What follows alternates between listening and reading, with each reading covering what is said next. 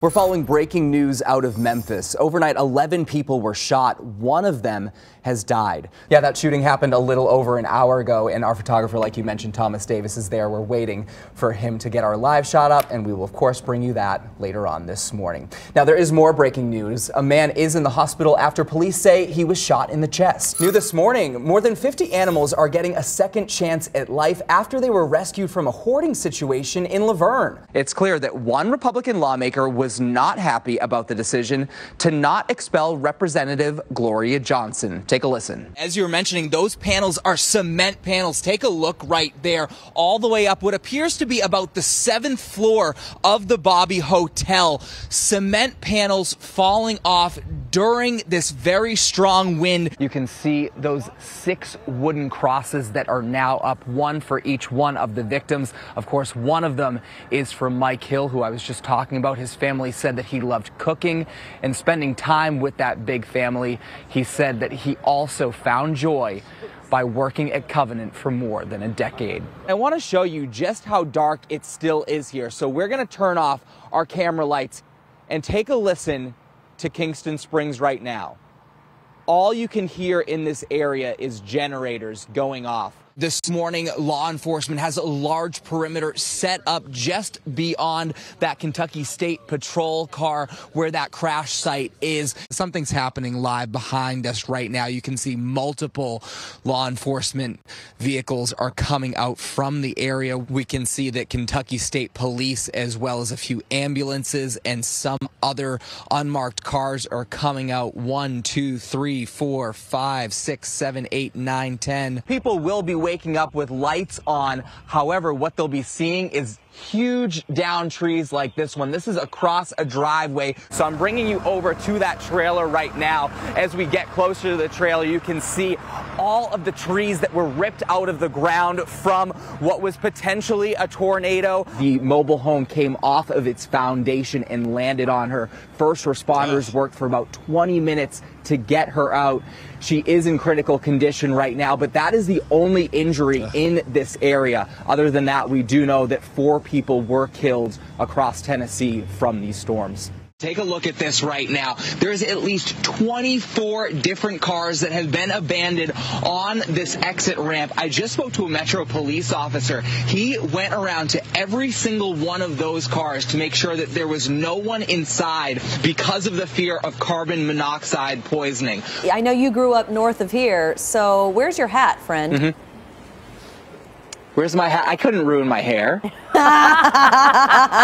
We knew that's what I was going to say. Are you kidding? We knew that, Ryan. And Melanie, it feels like there's not enough coffee in the world this morning. But at least you won't need it to keep you warm. That's because we finally have some warm temperatures. Yeah. I just need it to wake up today. I know, it's early. Are you sneezing, coughing, runny nose? I am feeling it right here, not for so sure. Much here or here, but right here. But I didn't want to do any Flonase because then that kind make you sound really nasally. Oh, really? I just did that before I came on out here. So. That's why you both sound great if it's any consolation. Get him out of here.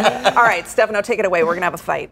Hey, good evening to you, Marius. Gathering as a community can bring a sense of togetherness after a tragedy, and that's what people said that they needed tonight, to be with others, also mourning here in Nashville. You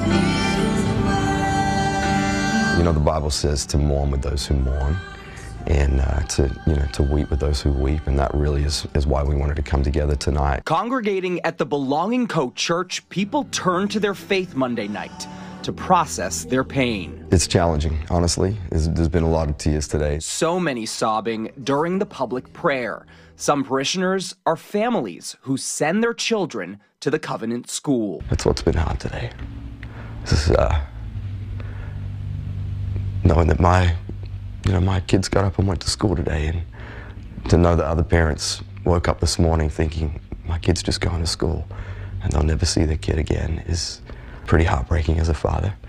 All across Nashville, people spent the day trying to make sense of the tragedy, including the Cathedral of the Incarnation. People came to Mass today full of hurt and pain and grief. And all throughout Mass, I saw tears of various parishioners that gathered. And they just need to come together and just be with another. And Christian singer Lauren Daigle postponing her album preview concert to hold a community-wide vigil in its place. Something has to change. This can't keep happening.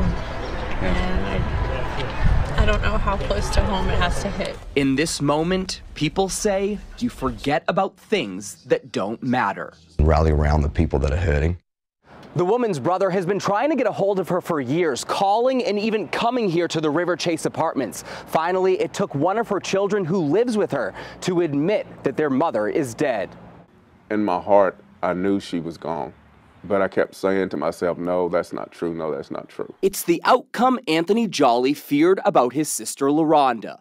However, even he couldn't imagine what law enforcement would find. The bed she was on, she had clothes piled on top of her body. Her body had already decayed. It was nothing left but a skeleton. Jolly says his niece told a deputy about the body inside. Though the timeline for how long she had been there isn't certain, anywhere from 1 to 3 years, he says his 2 nieces and 2 nephews, all with developmental disabilities, lived at River Chase with her. For them to stay in that apartment with your own mother's decaying body, I can't understand it, and I guess I never will understand it. Jolly says the children would never let him see her when he'd stop by. And I would say, well, all I want to do is see my sister. If I can just see her face, I'll be fine, and I'll leave you alone. But he's still trying to process why this happened and how LaRonda died. They said they was obeying their mother's wishes to let me lay there. Don't call anybody, just let me lay here. Everything else they've told me is a lie, so, you know, I'm not sure if I believe that either. Taking cautious steps forward, Vicki Prim is making small strides in accepting her new normal. I'm not the same Vicki Prim anymore. As a tornado spiraled toward Belltown and Kingston Springs back in 2021, Prim tried seeking shelter from her mobile home. The wind was just so powerful. I just felt like my face was peeling back. It was just so strong. She only made it out her door. When I realized I was on the ground, that's when I said, oh my God, I am pinned up under this trailer. Did you ever think that you would die? Yeah, I did. I could feel the pressure of being crushed. I want to walk all the way down. We are in Kingston Springs. WSMV4 was there as first responders lifted the trailer, saving Prim's life. I was waiting for the bright light at the end of the tunnel, as they say, that you'll see loved ones when you think you're dying or passing away. But I was so glad to see those rescue lights. A rescue that led to a long recovery. Prim remained hospitalized for nearly a year, undergoing treatment for the extensive injuries to her pelvis and legs. It's a grace to God that I am not paralyzed. Now, as she finds her footing, Prim faces the future with confidence. But I can't give up now.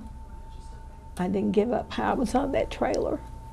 I found that my faith was tested. I'm just, stronger.